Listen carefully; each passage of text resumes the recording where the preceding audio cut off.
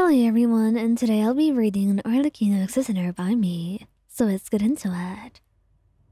Arlecchino's eyes lingered on you longer than usual, sharp and intense.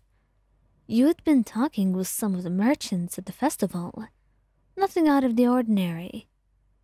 But when you glanced back at her, you could see the shift in her expression, a kind of possessive edge. As soon as the others left, she was at your side, her hand gripping your waist a bit tighter than necessary. You're getting too friendly with people. I don't quite like that, she muttered, her voice low. Not quite angry, but stern nonetheless. You blinked, surprised by the sudden comment. I'm just being polite, Arlecchino. Nothing more. You've got nothing to worry about. Her lips pressed into a thin line, and she turned her gaze away briefly before locking eyes with you again. Polite. They were all over you. I don't like when people think they can have what's mine. Her hand moved to your wrist, firm, but not painful. And you could tell this was kind of a touchy subject to her. And even though you couldn't help the way your heart fluttered at her words, and the way she called you hers, still, this was not the way you wanted things to be or go.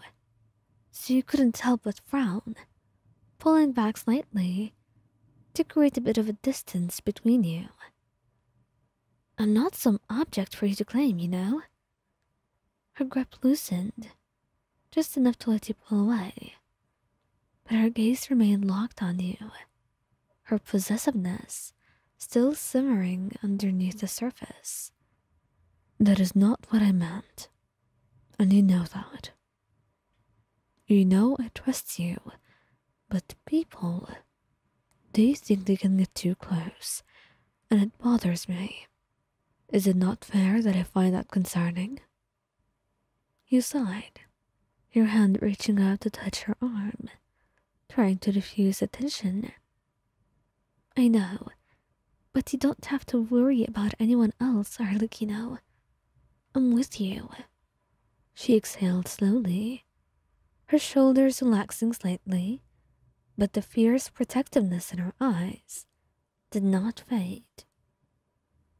I know, she murmured, stepping closer, her hand sliding back to your waist as if to claim her spot once again.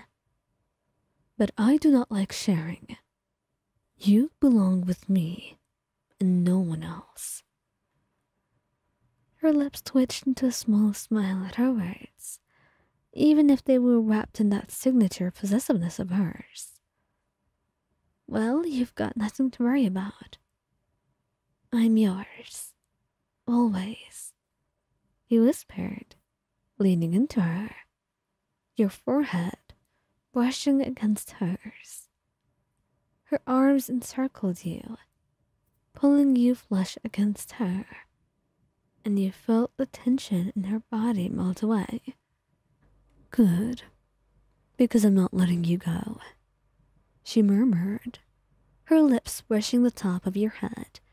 There was something grounding about the way she held you, firm, protective, and deeply possessive. She was not one for casual affection, but moments like these reminded you of how fiercely she cared. You know, he whispered, I like it when you're like this. Makes me feel wanted. Arlecchino chuckled softly, though there was a glint of mischief in her eyes. Oh, you are wanted, all right. But I'm the only one who gets to have you. Her lips brushed against yours in a kiss that was both tender and demanding, a silent reminder that you were hers and hers alone.